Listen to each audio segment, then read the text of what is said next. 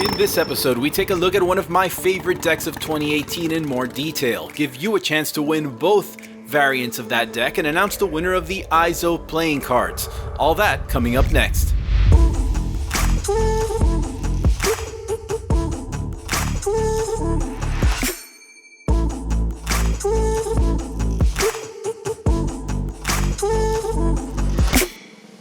One of the things that makes collecting playing cards so cool is the wide variety of themes they explore.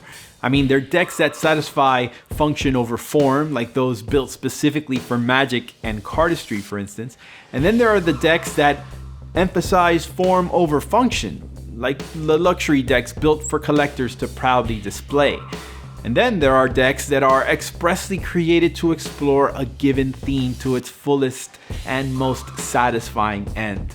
The deck I'm reviewing today is one of those, the Outlaw deck from Kings and Crooks. It's an exceptional exploration of the biker culture with a clever iteration worthy of really being called a great riff. Excuse the pun. Anyway, welcome back. I'm TheGentlemanWake, and you're watching the go-to channel for playing cards content. If you're new here, we hope this great episode will compel you to like, subscribe, and hit that notification bell so you'll be alerted every time we post a new video. Stay tuned to the end of this video for a chance to win a pair of Outlaw decks from me. Let's get into it. These are the Outlaw decks from Australian designer Lee McKenzie and the Kings and Crooks Playing Card Company. Originally a Kickstarter project launched in early 2018, the campaign opened with only the standard black and white deck. Soon thereafter, stretch goals added the red-backed Hellriders edition. More on that one a bit later. The original Outlaw deck comes in an attractive silver metallic ink embossed tuck case printed on high-quality black matte cardstock.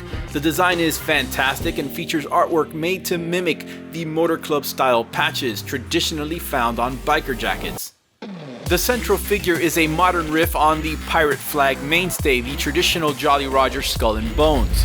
It's a bearded skull with a lightning bolt shaped crack in the dome of the skull. He's also wearing a necklace made from the links of a thick motorcycle motor chain. The biker club's motto reads "Live and Ride," which is as simple and evocative as it gets.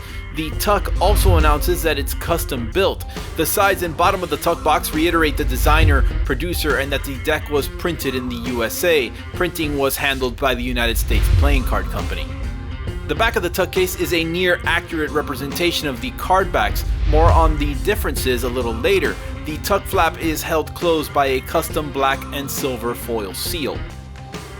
Opening the deck reveals a very cool and convincing tire tread pattern printed on the inside. The back design is of course a well thought out continuation of the motif.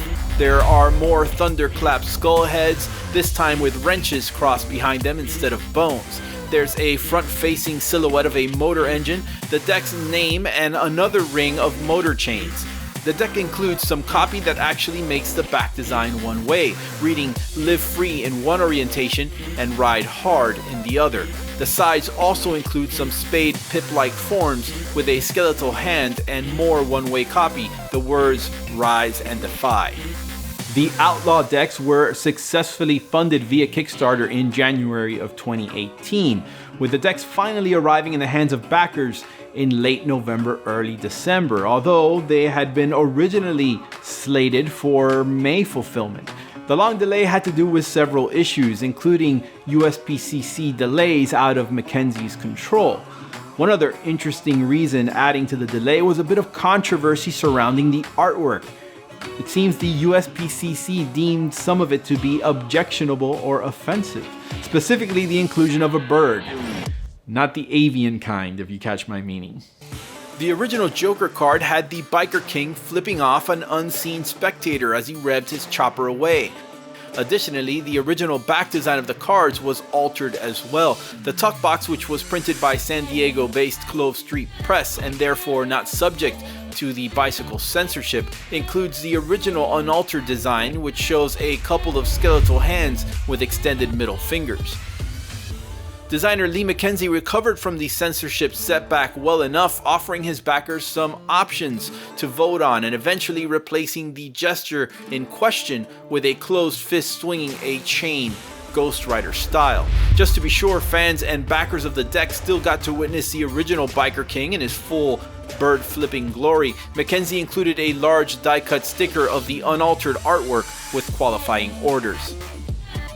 Aside from the two identical Jokers, which of course pay homage to the standard Jokers found in traditional bicycle riderback decks, the deck also includes a King and Crooks ad card.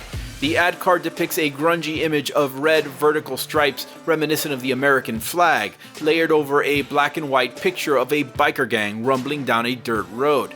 The copy reads, "When freedom is outlawed, only outlaws will be free." Also included is a double backer. These cards are completely custom. The chunky pips and font indices continue the rough and gritty treatment of the deck and include small dust-like grime and imperfections within them to further sell the rough aesthetic.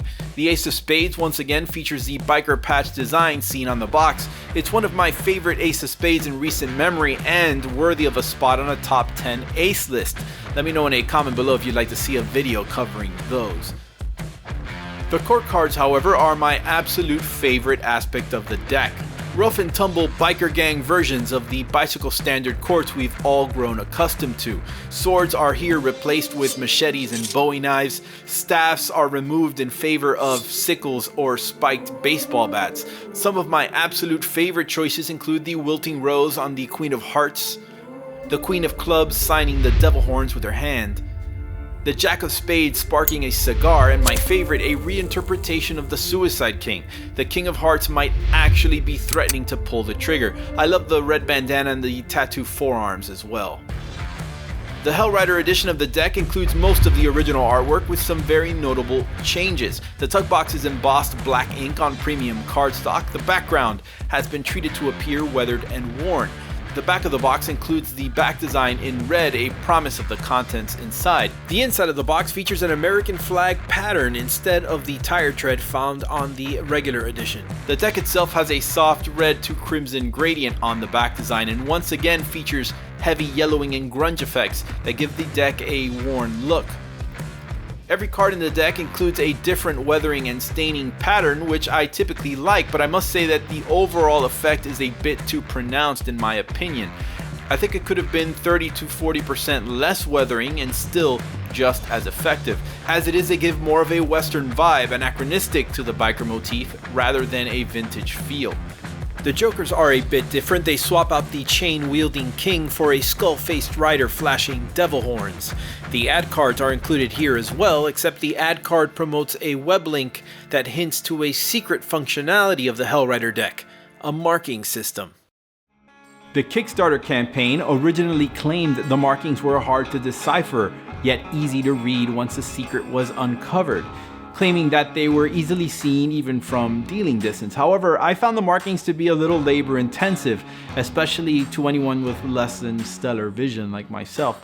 I'm also not a huge fan of the placement of the markings, and really that's all I'm going to say. There is, however, one other issue. The deck is so weathered and highly customized that I have to question the usefulness of having a marking system on it at all. Spectators might grow suspicious of such a departure from standard cards after all. The decks are printed by the USPCC and thusly handle great as expected. They are traditionally cut, although they can be farrowed from both sides. The higher contrast black back with white poker border is especially eye-catching, and the standard edition is one of my favorite decks of 2018. All in all, a great deck for players and collectors and fans of the open road.